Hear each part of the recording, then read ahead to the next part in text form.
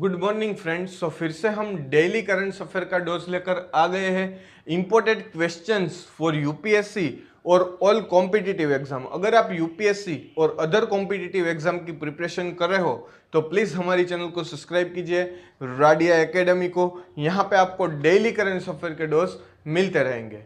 So let's start. Question 1, 23 फरवरी का इतिहास। 23 फरवरी का इतिहास क्या है? 23 फरवरी को यहाँ पे देश और दुनिया में घटी कहीं महत्वपूर्ण घटनाएं हमने यहाँ पे शॉर्ट लिस्ट की है। 1969 में यहाँ पे अभिनेत्री मधुबाला का निधन हुआ था। 23 फरवरी 1969 को अभिनेत्री मधुबाला का निधन हुआ था। 2006 में 23 फरवरी 2006 में इराक में जातीय हिंसक में 160 लोगों की जान गई थी। और 1982 में भारतीय राजनेता कर्ण सिंह का जन्म हुआ था। 1917 में गया देश का राष्ट्रीय दिवस घोषित हुआ था। यहाँ पे ये इम्पोर्टेंट है। 23 फरवरी 1970 को गया देश का राष्ट्रीय दिवस घोषित हुआ था। 2004 में हिंदी फिल्मों में एक अभिनेता, पटकथा लेखक, निर्माता विजय आनंद का निधन हुआ। सो ये कहीं महत्वपूर्ण घटनाएं हैं जो हमने शॉर्टलिस्ट करी है 23 फरवरी के लिए। सो ये हमारा क्वेश्चन नंबर 1 है। क्वेश्चन 2 हाल ही में किस ग्रुप ने हासिल की है WPL यानी कि वुमेन प्रीमियर लीग के टाइटल राइट? सो हाल ही में IPL title sponsor Tata group ने हाल ही में वुमेन प्रीमियर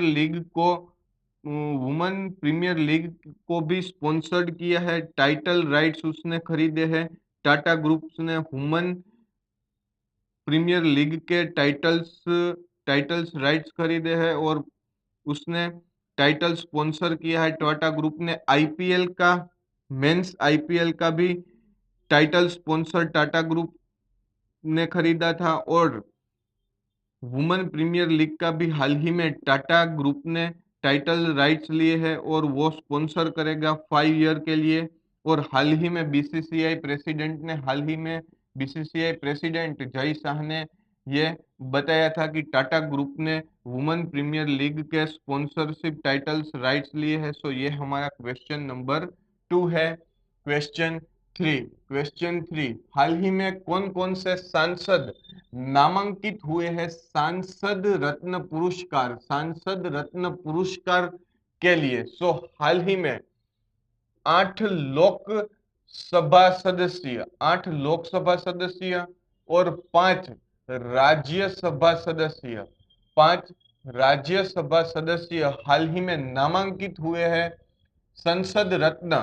संसद रत्न पुरस्कार के लिए नामांकित हुए हैं, जिसमें से यहाँ पे कांग्रेस, बीजेपी और आरजेडी पार्टी में से यहाँ पे मुख्य नाम हमने यहाँ पे शॉर्ट लिस्ट किए हैं। कांग्रेस में से यहाँ पे अधीर रंजन चौधरी और कुलदीप राय शर्मा नामांकित हुए हैं संसद रत्न पुरस्कार के लिए।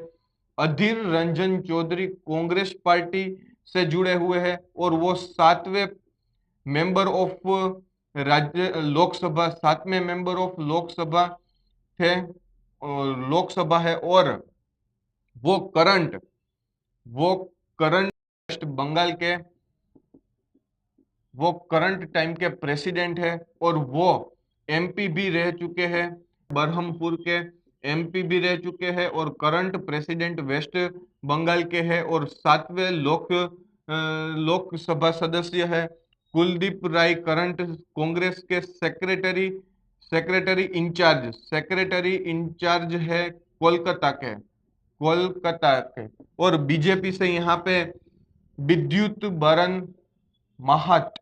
विद्युत बारन माहोट और सुकांत मजमूदार और हिना गावित का नाम यहाँ पे सामने आया है। और आरजेडी यानी कि राष्ट्रीय जनता दल के मनोज झा। सो हाल ही में 8 लोकसभा सदस्य और 5 राज्यसभा सदस्य को नामांकित किया है संसद रत्न पुरस्कार के लिए। तो ये हमारा क्वेश्चन नंबर 3 है। क्वेश्चन 4 हाल ही में वुमेन्स T20 वर्ल्ड कप के इतिहास का सबसे बड़ा स्कोर किस टीम ने हाल ही में दर्ज किया है? तो हाल ही में इंग्लैंड ने वुमेन T20 आई विश्व कप का सबसे बड़ा स्कोर हाल ही में दर्ज किया है, और वो सबसे बड़ा स्कोर इंग्लैंड ने पाकिस्तान की टीम के साथ किया है। सबसे बड़ा स्कोर दर्ज किया है। इंग्लैंड वर्सेस पाकिस्तान का हाल ही में मैच था, उसमें इंग्लैंड ने 213 रन बनाए। 213 रन बनाने के साथ ही वो वुमेन T20 वर्ल्ड कप के इतिहास का सबसे बड़ा स्कोर दर्ज किया है। इससे पहले साउथ अफ्रीका ने 2020 में 195 का स्कोर दर्ज किया था। वो सबसे अधिक स्कोर था जिसको हाल ही में इंग्लैंड ने तोड़ा है। इंग्लैंड वर्सेस पाकिस्तान में 213 रन बनाए हैं और सर्वाधिक स्कोर, सबसे बड़ा स्कोर दर्ज किया है। सो ये हमारा क्वेश्चन नंबर 4 है। क्वेश्चन 5 हाल ही में किस देश ने अमेरिका के साथ हुई परमाणु संधि को निलंबित किया है? निलंबित यानी कि सस्पेंड और रद्द भी कह सकते हो। सो हाल ही में रूस के राष्ट्रपति पुतिन ने अमेरिका के साथ हुई न्यू स्टार्ट संधि को रद्द कर दिया है और सस्पेंड कर दिया है। सो हाल ही में पुतिन ने न्यू स्टार्ट संधि को रद्द करते हुए कहा है कि अमेरिका परमाणु हथियारों का परीक्षण कर रहा है, तो रसिया को भी उसके सामने और रसिया को भी परमाणु हथियार का परीक्षण करने में तैयार रहना चाहिए। और पुतिन ने कहा कि न्यू स्टार्ट संधि, इस संधि का मुख्य उद्देश्य ही यह है कि हम परमाणु हथियार का परीक्षण सीमित रखें। सो इसके कारण पुतिन ने न्यू स्टार्ट संधि अमेरिका के साथ सस्पेंड और रद्द कर दी है। अब यहाँ पे हम जान लेते हैं न्यू स्टार्ट संधि क्या है। न्यू स्टार्ट संधि 5 फरवरी 2011 में की गई थी दोनों देशों के बीच, और वो 10 साल तक का उसका टाइम था, यानी कि 2021 में वो पूरी होने वाली थी। 2021 में उसको 6 साल और बढ़ा दिया, यानी कि अब वो संधि 2026 में पूरी होगी।